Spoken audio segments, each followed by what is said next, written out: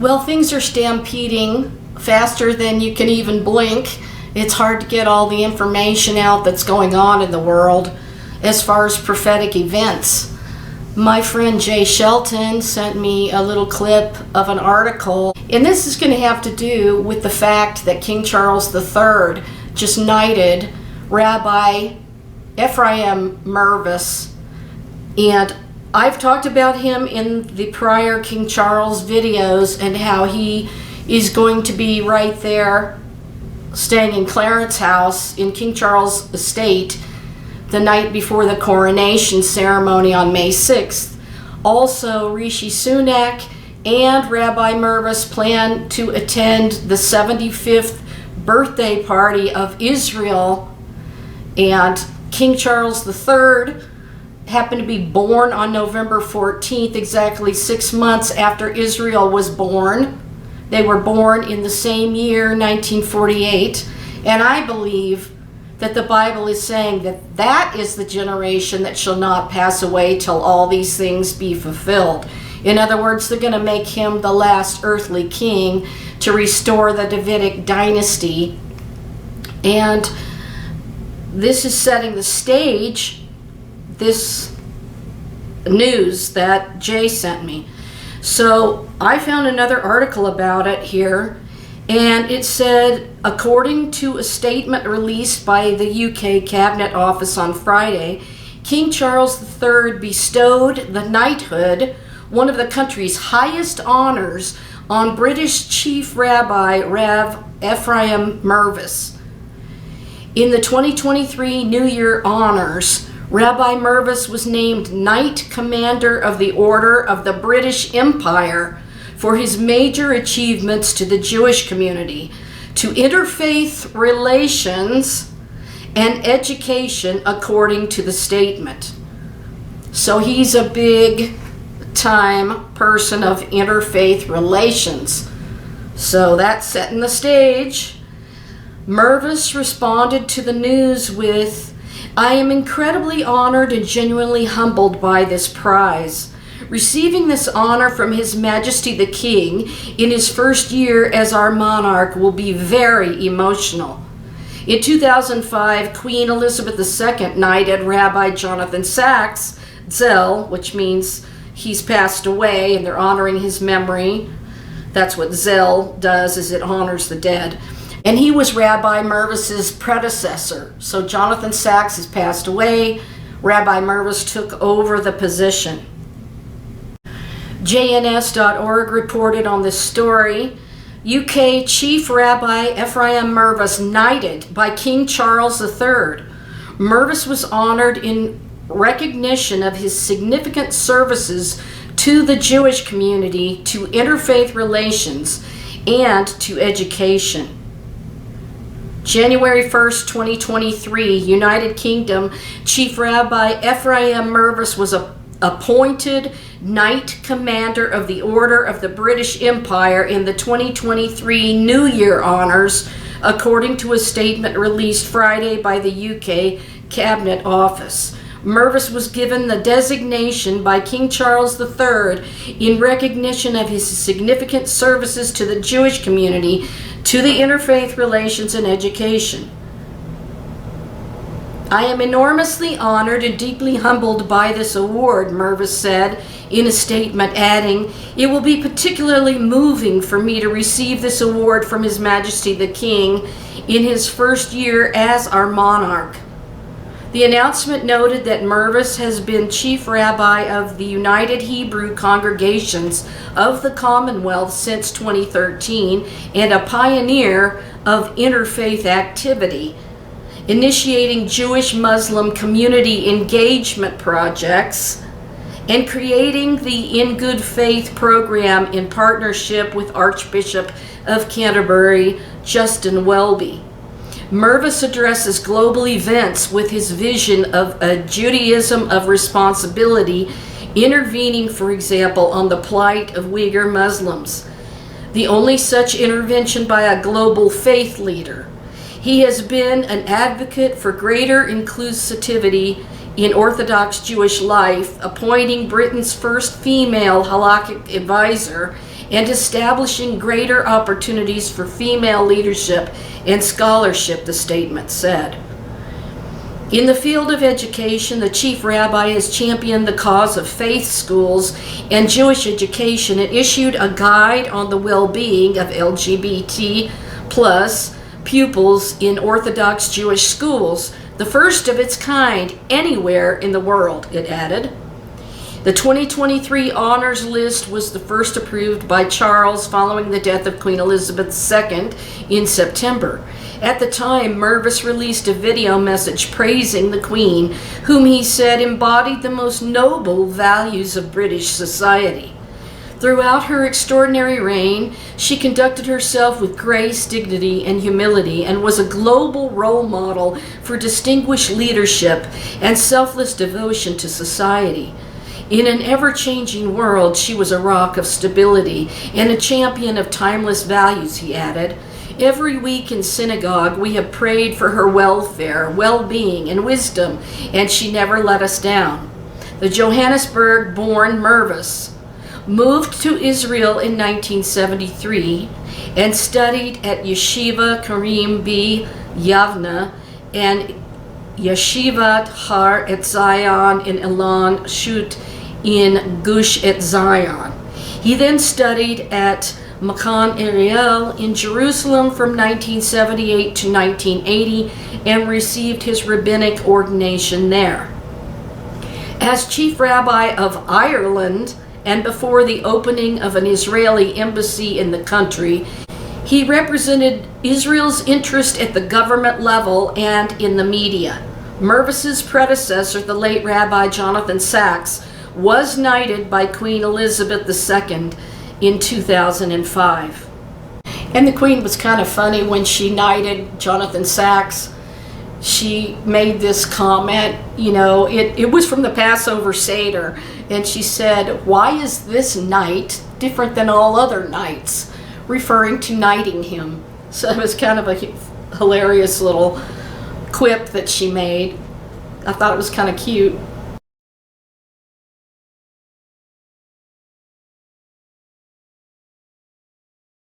The Jewish Telegraph Agency reported by David Klein, January 3rd, 2023, that King Charles III meets Rabbi Ephraim Mirvis during a reception with faith leaders at Buckingham Palace in London that happened on September 16th of 2022.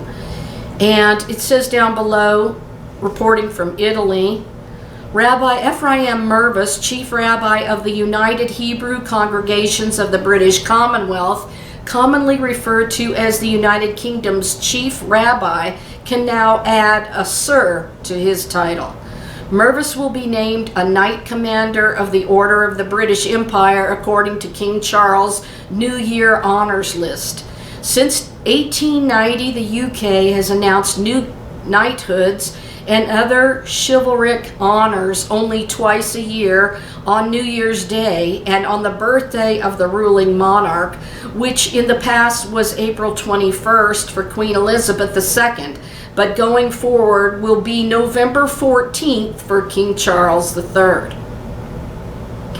I am enormously honored and deeply humbled by this award. It will be particularly moving for me to receive this award from His Majesty the King in his first year as our monarch, Mervis said, according to the Jewish Chronicle.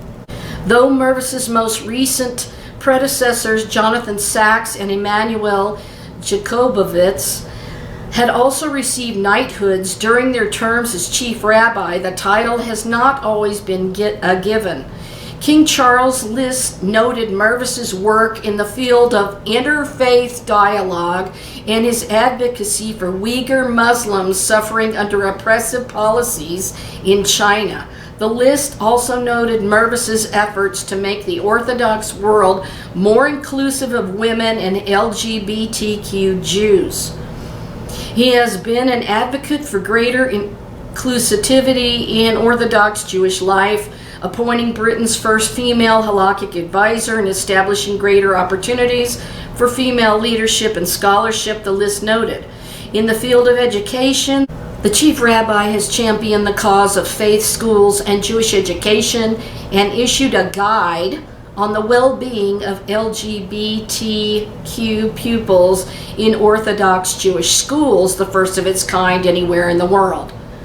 Maurice Ostro, Vice President of the Council of Christians and Jews, a British volunteer group, said the honor underlines how the establishment has started to recognize the importance of interfaith engagement, as well as the vital contributions of our faith communities and the important role they play in making our country a truly Great Britain. Alongside Mervis, several other British Jews received honors on the list, including Vernon Bogdaner, a noted political scientist, British ambassador to Ukraine, Melinda Simmons, television presenter Rachel Riley, Julian Lewis, a member of Parliament since 1997, and Marie van der Zyl, President of the Board of Deputies of British Jews. This is a true honor and a great surprise. It is a tribute to all the work we do at the Board of Deputies to represent and advocate for our Jewish community, van der Zyl said, according to the Jewish Chronicle. Don't you think it's really interesting that he is like the top rabbi that is all embedded with the interfaith dialogue, the one world religion dialogue, working with the Muslims, elevating them, and we have King Charles III that's also the patron of the mosque in London, and he's all for all of these religions coming together. And of course, at the coronation ceremony, that Rabbi Mervis is staying at Clarence's house the night before the coronation and sleeping there, and he'll be there at the coronation when King Charles III supposedly in the sacred ceremony pledges to be defender of the faith of the Protestant Church, the gospel of Jesus Christ. But as I told you in my last video, from his statements, from his Christmas speech, he does intend to be not only defender of the faith, but also defender of faiths in general. So will he just change those words up and say he'll be defender of faiths, like they said that he could possibly be doing? And that's what he said in the Christmas speech, just included everybody and said that they were, even if they were non-believers, or if they were people of no faith, is how he put it, that they were all part of this light of Jesus Christ, and you know, all of these other religions, they're all of the same light. Well, Satan disguises himself as light, and he deceives millions and billions of people, and this is how he's going to do it. Make all these people believe that they're all worshiping the one God, and they aren't. So remember what I said in my last video, that the Bible says, what does light have to do with darkness? You're either of the light or you're of the darkness. And these people that are non-believers, they don't have the light because they don't have Jesus Christ in their life, which gives them the Holy Spirit, that gives them the light that of revelation, the light that shines in the darkness, and the darkness can never put it out.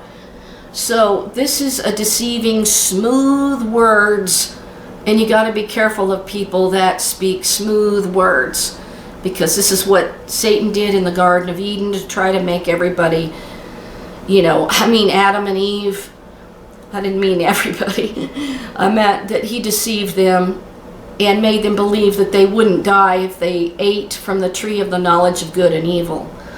So we don't have anything in common with the dark, in the darkness, or non-believers, or people that are just the Klaus Schwabs of this world, so to speak. So all of this is lining up with the one world religion, the one world government with a king at the head of the whole thing. And Israel making King Charles III eventually the last earthly king, which they believe through his genealogy is a descendant of King David, and that they will set him upon Jacob's pillow stone, the coronation where he's anointed, and I believe that they will accept him as the last earthly king. And then, of course, Jesus comes down and he lands on all of it, shatters it, because he's the rock that comes down from heaven, and crushes the last bit of mystery Babylon the Great, which is Israel. And I showed you in all the videos. Please go watch that, because it was divine revelation from the scriptures, not any opinion of mine or assumptions of mine. And now I can see how, you know, this is going to be fulfilled, and Israel has that last 7 years to fulfill, and the wrath of God is going to be poured out. And of course, it's going to be poured out on a city, and I believe that city's going to be Jerusalem. I believe there's going to be a remnant that's saved that will turn and believe the truth of who their true king is. But this last bit of information was by Jenny Fraser, January 5th, 2025, which is today. It said in the jc.com, "Arise, Sir Ephraim, meet the man behind the New Year's knighthood, a lover of jokes, songs, spurs. Ephraim Mirvis is described as warm and principled. These are dark and difficult times, but this week there was a warm glow about Anglo Jewry. There could have been few more delightful ways to kick off the new year than the news that Chief Rabbi Ephraim Mirvis was being awarded a knighthood, and the JC, along with the community, congratulates him."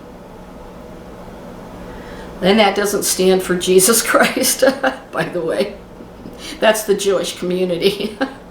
But amid the rejoicing over his award for services to the Jewish community, to interfaith relations and education, the rabbi himself has been modest about the publicity celebrating the honor.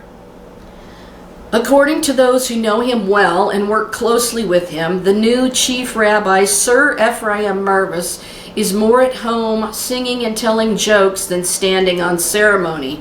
His friends and colleagues speak of someone who has a wicked sense of humor, is a devastating mimic, and a big sports fan. These qualities came together on one occasion when he entertained the BBC presenter Edward Storton in a rendition of Grace After Meals to the tune of the Match of the Day theme. His love of football, and in particular Tottenham Hotspur, comes to say his friends from his time growing up in Cape Town in the late 1960s. One day his father, Rabbi Lionel Mervis, took his 3 sons, Howard, Jonathan, and the teen then known as Errol, to a friendly between a South African side and the visiting team, which happened to be Tottenham. That was the day his love for Spurs was born. Straddling different worlds has always been his defining feature, past and present.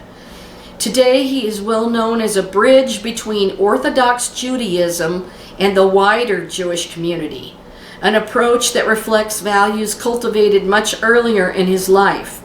According to one of his oldest friends from South Africa, businessman Sean Carroll, Cape Town in those days was not the most observant of communities, but I can't remember a time when my friend wasn't going to be a rabbi. His whole goal was not to achieve a title or fame, but to bring people closer to Judaism. Even as a youngster, he was outstanding and delightful, Mr. Carroll added. He was tremendously fun and never sanctimonious. There was no pomposity. It was just a pleasant pleasure to be with him. Mr. Carroll and Rabbi Mervis grew up together, attending the Herzliya School in Cape Town and also the Zionist youth movement, B'nai Akiva. As a teenage pupil, Ephraim Mirvis was already exploring ways to encourage people to get closer to Judaism. He led a daily minya at school, something not made easy by the school authorities. And despite the fact that Herzliya school was indeed a Jewish school, it took a campaign by the young Mervis to persuade the school to sell only kosher food in the tuck shop. After high school, he left South Africa for Israel to attend first Yeshivat Karim Yavna and then 2 other yeshivot before qualifying as a rabbi. Initially, Mr. Carroll did not accompany him. He said, "I went to the University of Cape Town for a year. Then I realized I wanted to learn more. I thought I could go to yeshiva for a few weeks in between my first and second years." The problem was that the new yeshiva students were finding it difficult to settle in and secure study partners for the few weeks of their stay. But his old friend helped out. It turned out that the future Rabbi Mervis was running a hospitality scheme for new yeshiva students from South Africa.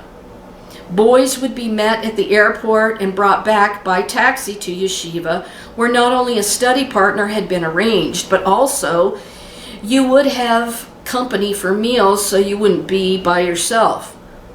Once at the yeshiva, where in the end he stayed for a year, Mr. Carroll soon found that his old friend had persuaded the yeshiva authorities to allow a Thursday night get-together for the South African students. This very convivial, warm society featured copious amounts of toasted cheese and a shear from Mr. Mervis, as he then was.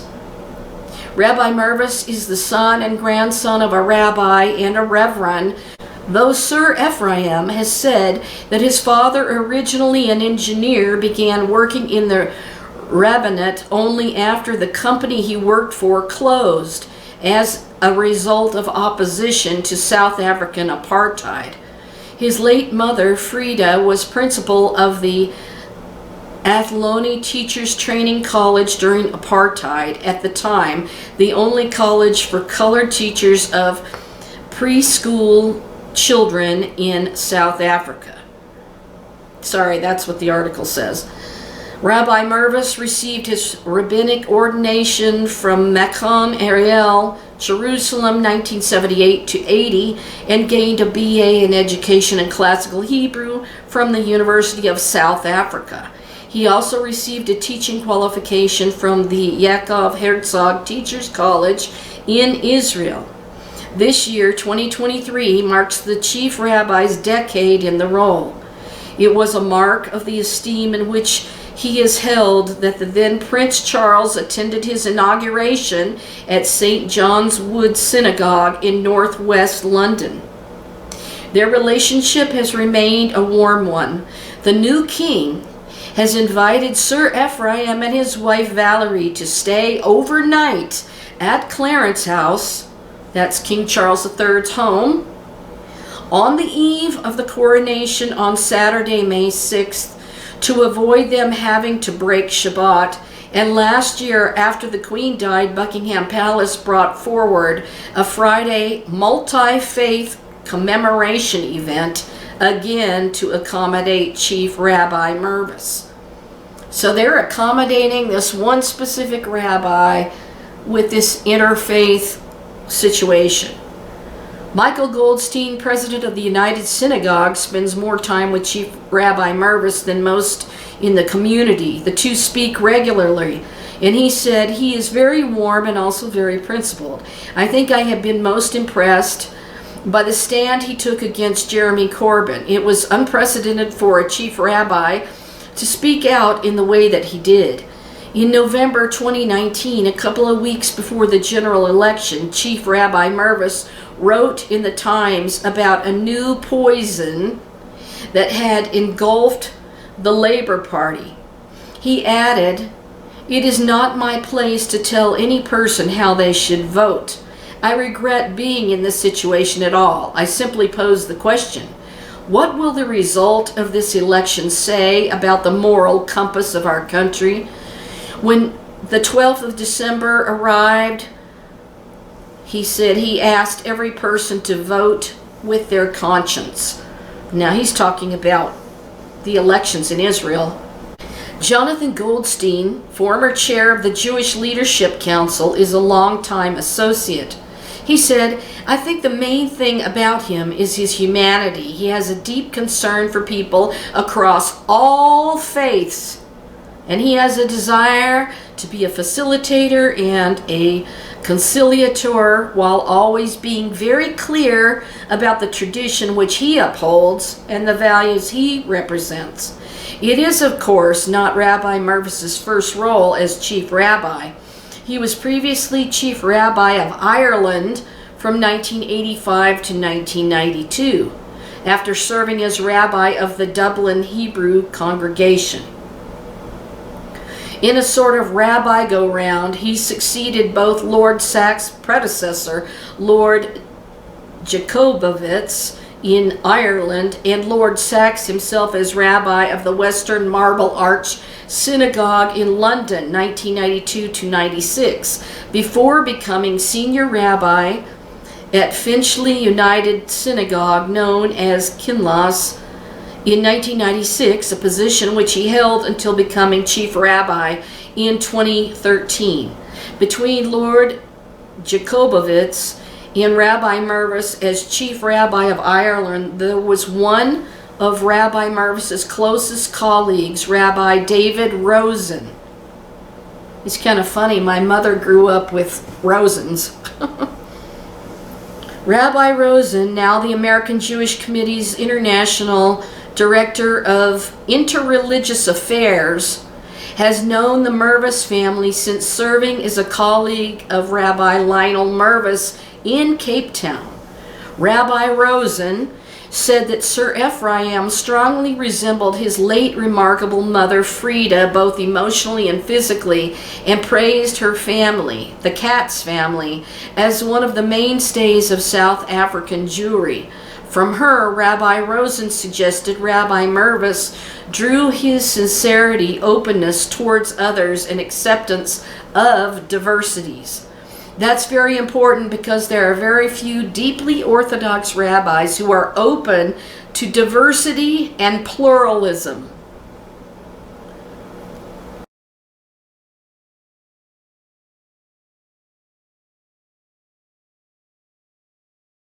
Obviously, he's had to learn to be a politician, to steer a fine line between being authentic and true to one's principles, but also being in a representational position, which is not so simple. He also applauded the Chief Rabbi's 2018 Guide to Jewish Schools as to how to treat LGBTQ pupils, a document believed to be the first of its kind in the Jewish world. He said, "I think Rabbi Mervis has shown remarkable spine in negotiating with and standing up to different elements of the community."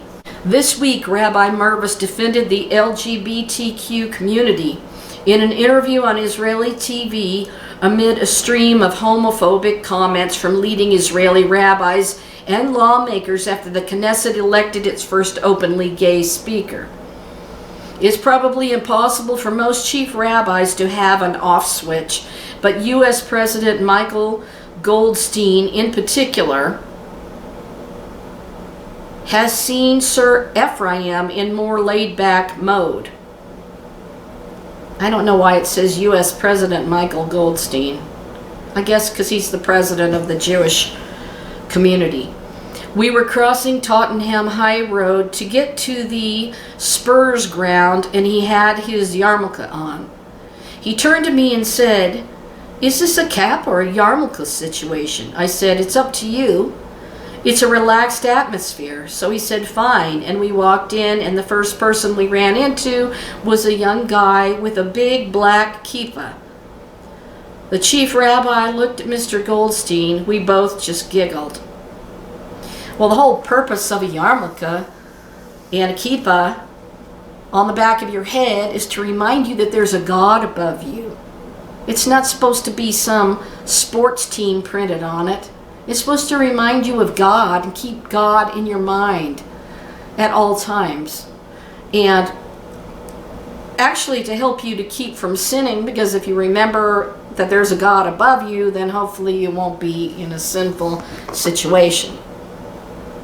And the last article, the clip that Jay had sent me was unitedwithisrael.org. So I looked that one up and I found a little bit more than that little clip. And it was written January 3rd of 2023. And it could repeat some of the stuff I stated in the first articles. But I'm trying to grab and glean things that are new. So it says Chief Rabbi Ephraim Mirvis was awarded a knighthood as commander of the British Empire. That was by LGBTQ staff. Britain's chief rabbi was among several Jewish dignitaries to feature on the first New Year honors list assembled by King Charles III, who ascended to the throne following the death of his mother, Queen Elizabeth II, last September.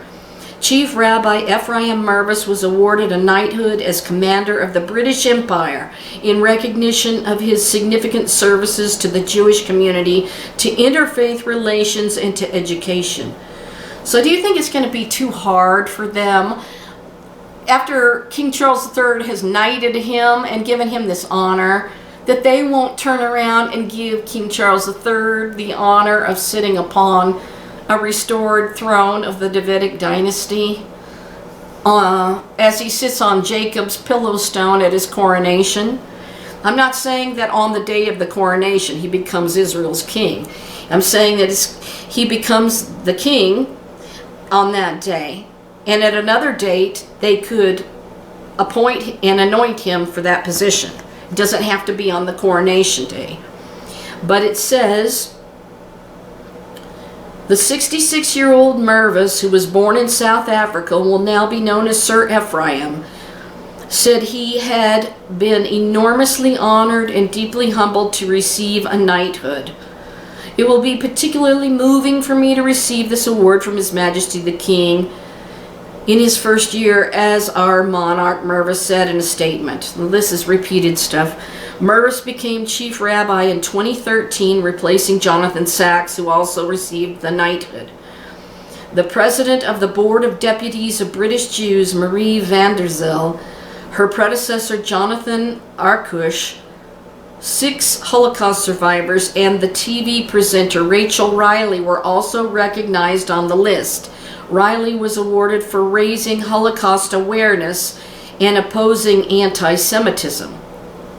Smacho Besso, an educator at the Holocaust Memorial Day Trust, was awarded the Order of the British Empire, OBE, for services to genocide education and commemoration. Lily Ebert, a 99-year-old survivor of the Holocaust, was made a member of the Order of the British Empire, known as MBE, for her services to Holocaust education. Other Jews to be honored in the New Year list included Mark Gardner, the Chief Executive of Defense Organization, the Community Security Trust, CST, Linda Rosenblatt, Chair of the World Jewish Relief Connections Committee, and Rabbi David Kale, the faith leader of the Belfast Synagogue in Northern Ireland.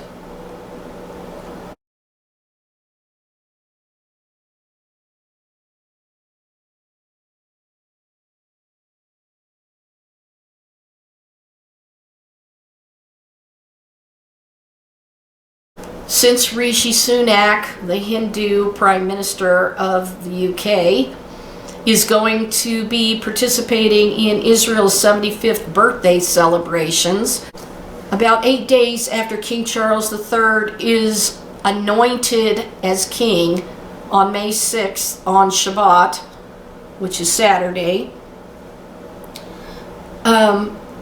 they plan to be in Israel. I had already reported that now the knighted Sir Ephraim, Rabbi Mervis, he is going to be attending the ceremonies in Israel for Israel's birthday. And remember that Rishi Sunak is going to be there celebrating, so why would King Charles III not also go to Israel, since the rabbis have been asking for him to come there?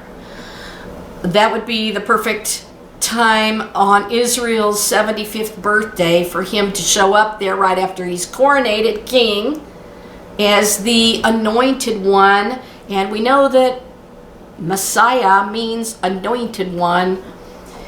So it all falls into place. And remember that Rabbi Berger, the one who takes care of the supposed King David's tomb, which is not King David's tomb, but a diversion, well, he has already commissioned a crown for the Messiah to be made. As we know, that happened quite a while ago. And he also had a Torah scroll written to give to the king as a gift with the crown when he comes to Israel. So who do you think they're going to give that to? 20 guesses. I bet you can guess it in one guess at this point. This one world religion is setting up. This rabbi is going to be used as an interfaith collaborator, bringing Islam, Hinduism, all of these religions together. And King Charles III is going to say that he's going to defend all faiths. This is going to be a great apostasy, a great turning away from the one true God of Israel, Messiah, Yeshua. The only way back into the Garden of Eden-like state is through him, because he reversed the curse of death in the place of Eden, and he brings us back to the place of Eden in Jerusalem to dwell with him forever. That's why Jesus is coming down in Jerusalem from the heavens, and his feet are going to land on the Mount of Olives, and they're going to split in the middle. And I believe the land will be raised up where the Temple Mount, Holy Mount Moriah, will be raised up. And everything that's buried in the ground, the gates that are buried in the ground, will come up.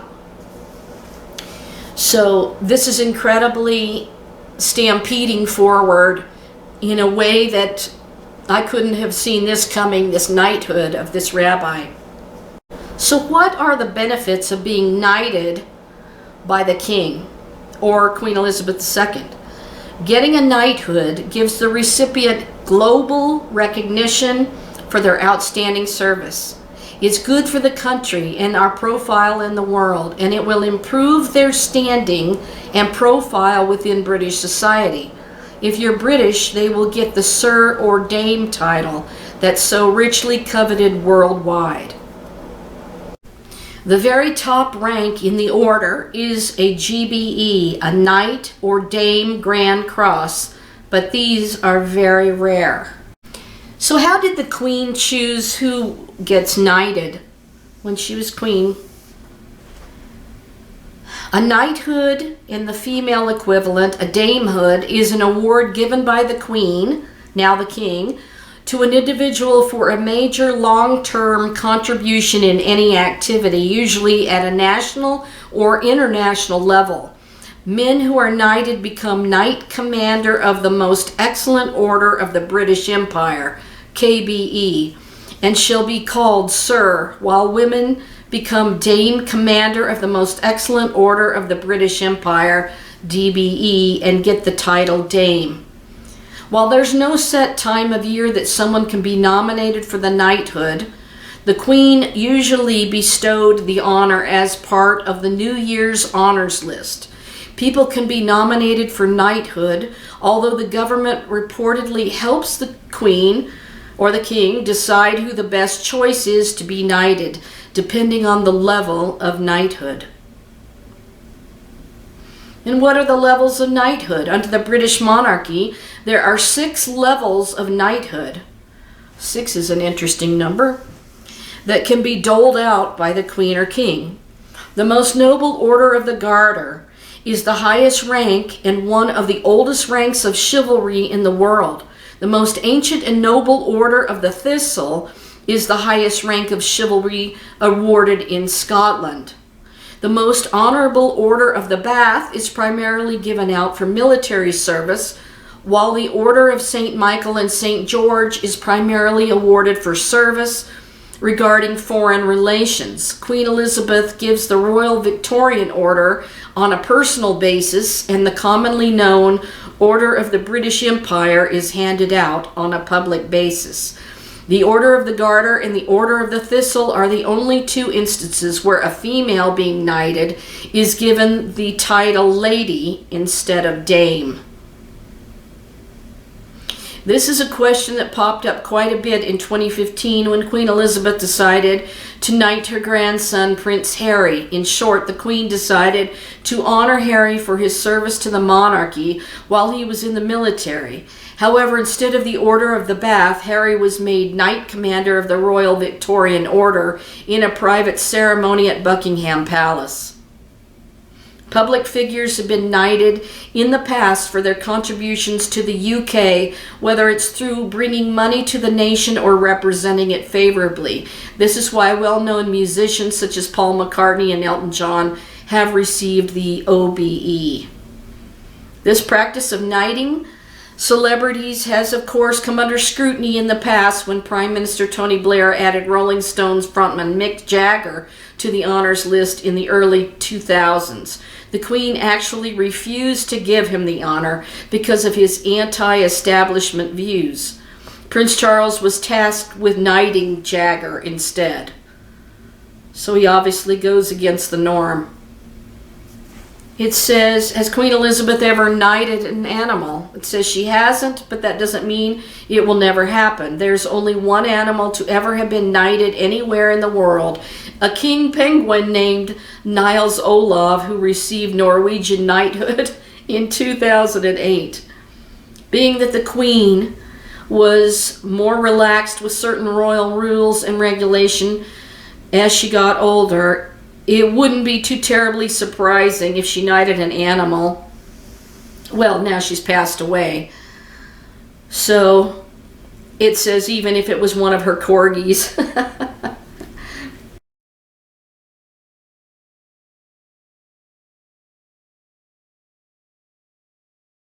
Now, I was talking about Rabbi David Rosen, and he's one of the interfaith leaders, if not the top leader. And Rabbi Mervis is interconnected with him. And Rabbi Rosen has met with several popes. And he takes a peacemaker role. And his full name is David Shlomo, which is Solomon, Rosen.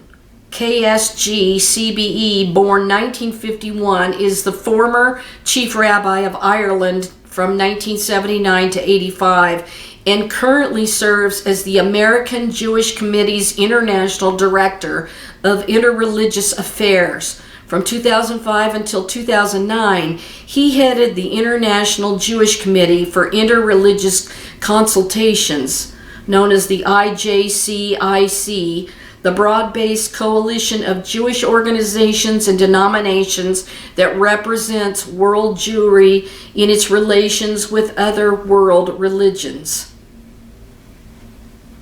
Before being appointed Chief Rabbi of Ireland, he was the senior rabbi of the largest Orthodox Jewish congregation in South Africa, the Green and Sea Point Hebrew Congregation, Cape Town, and served as a judge on the Cape Beth Din Rabbinic Court. So the Sanhedrin wants to become the world court, remember? And he just happened to serve as a judge on the Cape Beth Din Rabbinic Court. He's also a board member of the Brussels-based organization, CEJI, a Jewish contribution to an inclusive Europe that promotes a Europe of diversity and respect. And he's an alumnus of Yeshivat Har Etzion in Israel. Based in Jerusalem, he also serves on the chief rabbinate of Israel's Commission for Interreligious Relations. See how all of this is coming together?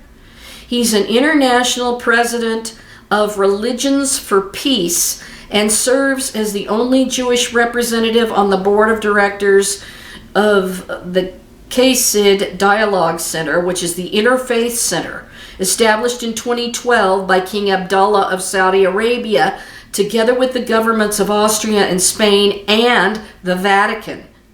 He is honorary president of the International Council of Christians and Jews and serves on the board of World Religious Leaders for the Elijah Interfaith Institute, the World Council of Religious Leaders.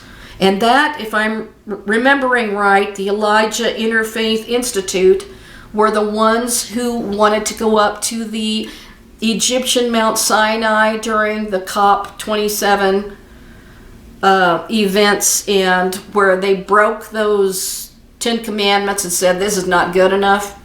And the guy had the audacity to do that, and then they're setting up their green rules and their climate change rules.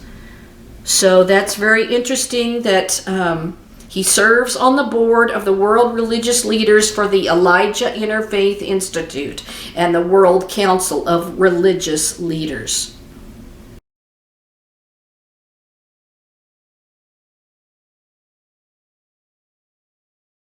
But you have to know more, because I told you that the royal cipher is the 666 of the king, and the cipher equals 0, and they want to get down to net 0, and they want to change the farming, which King Charles III has already worked on with the farmers in England. Now, Rabbi Rosen is the honorary president of the International Jewish Vegetarian and Ecological Society. He's a vigorous critic of factory farming, noting that much of the current treatment of animals in the livestock trade makes the consumption of meat produced through such cruel conditions halakhically unacceptable as the product of illegitimate means. In addition, he has urged that the waste of natural resources and the damage done to the environment by meat production, hope you caught that, make a compelling Jewish moral argument for adopting a vegan diet. He has written extensively on the wide variety of interfaith issues. So he is big time friends with Sir Rabbi Ephraim Mirvis. The chief rabbi of the UK, Mervis received the Jerusalem Prize for Education in the Diaspora in 1990 on behalf of the Stratford Jewish Schools from the President of Israel, who was Chaim Herzog. In 2015, he was awarded the Freedom of the London Borough of Barnet. He has received honorary doctorates from Truro College and Middlesex University. Mervis was appointed Knight Commander of the Order of the British Empire in the 2023 New Year Honors for services to the Jewish community, the interfaith relations, and the education. He's married to Zimbabwe-born Valerie Kaplan in Israel. They have 4 sons, Hillel, Daniel, Noam, and Itan, and 12 grandchildren. So I wanted to tell you about Rabbi Mervis's friend, Rabbi David Rosen, that I just was speaking about.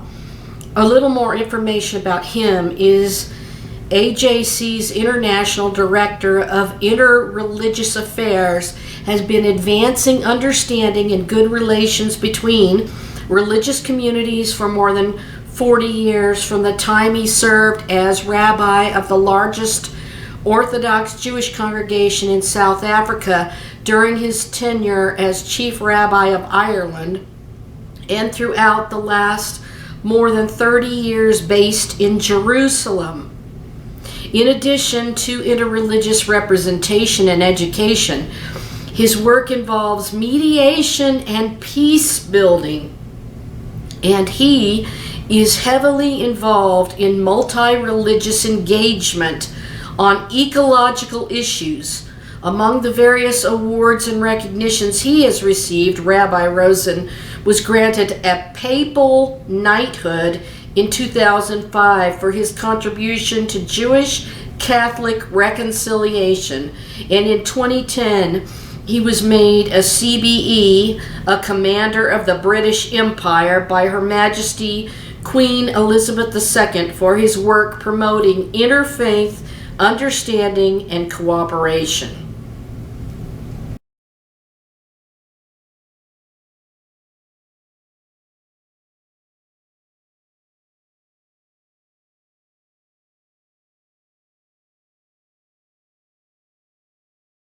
And it might interest you to know this too, that Rabbi David Rosen is the Jewish representative among the 9 leaders from the 5 major world religions who make up the board of directors of the King Abdullah bin Abdulaziz International Center for Interreligious and Intercultural Dialogue. In February of 2020, they were received by King Salman in his palace in Saudi Arabia. So one of these kings is going to be the one that's put upon the throne. I believe it's leading to King Charles III. Now you have to hear this part. It says, now I was part of another landmark occasion on my way to Riyadh as one of the 9 governors of the King Abdullah International Center for Interreligious and Intercultural Dialogue, established in 2012 by Saudi Arabia, Austria, and Spain together with the Holy See as an intergovernmental center based in Vienna. This group is governed by a board of representatives from 5 faiths. And he said, I'm the sole Jewish member of this body. The center is the outcome of the vision of the late Saudi King Abdullah bin Abdulaziz, who convened a pan-Islamic gathering in Mecca in 2008 to support his initiative for global interreligious engagement. He then traveled to the Vatican to gain the Pope's support and subsequently convened gatherings in Madrid and at the United Nations. The center conducts a remarkable array of programs, including training young religious leaders and activists from a wide spectrum of religious communities in the skills of dialogue. As a result, hundreds of future leaders have been empowered in this field and have become members of an international interreligious community. He says, for me, this group has also provided the opportunity to engage Muslim leaders from the Arab world, especially Saudi Arabia, whom he would not have been able to meet otherwise. Most of them had never met a Jew before, let alone a rabbi. This article ends with the entry of Saudi Arabia into the interfaith world as pioneered by the previous monarch, King Abdullah bin Abdulaziz, is not seen by the kingdom's authorities simply as being valuable for Saudi Arabia's image or as a tool of soft power to help win friends and influence people in the West. It is also seen by Saudi leaders as part and parcel of an internal transformation that's meant to change mindsets within the kingdom in order to prepare it for the new era. So this is the friend of Sir Rabbi Ephraim Mirvis, and both were the chief rabbis of Ireland at one point. And so he was hosted by King Abdullah bin Abdulaziz International Center for Interreligious and Intercultural Dialogue, and that was in 2020 at King Salman's palace. That Rabbi David Rosen was there, and one of the leaders of the Interfaith Dialogue. And by the way, Barbara Streisand's mother's genealogical line comes from a line of Rosens. So, makes me wonder if they're all connected. And my mother grew up with some Rosens in their neighborhood.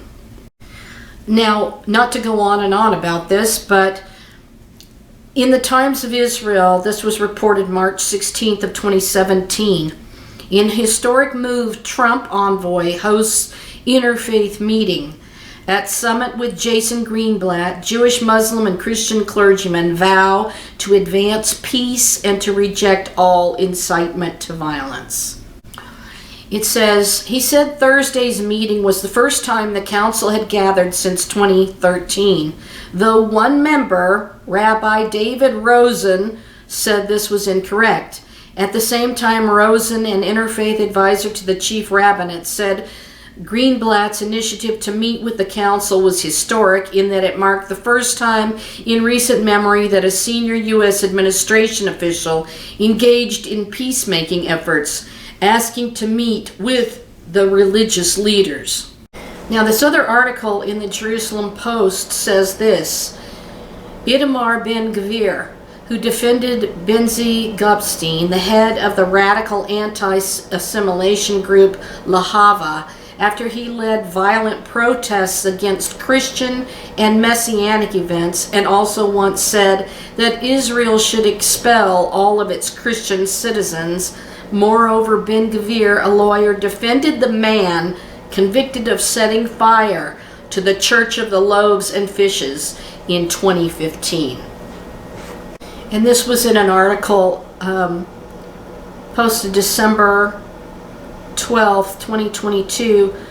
Netanyahu faces warning from top Christian leader, and it said, incoming, now in place, Prime Minister Benjamin Netanyahu failed to show up at a key gathering of evangelicals. Rabbi David Rosen lives in Jerusalem, and his globe-trotting path has included being chief rabbi of Ireland and senior rabbi of South Africa's biggest Orthodox Jewish congregation. Basically the same stuff that Rabbi Ephraim Mirvis has also been in those positions. He was honored by the Pope for his bridge building between religions and made a commander of the Order of the British Empire by Queen Elizabeth II. But he is also well known here in the local interfaith community for his current role as director of the American Jewish Committee's International Interreligious Relations. The AJC is a not-for-profit organization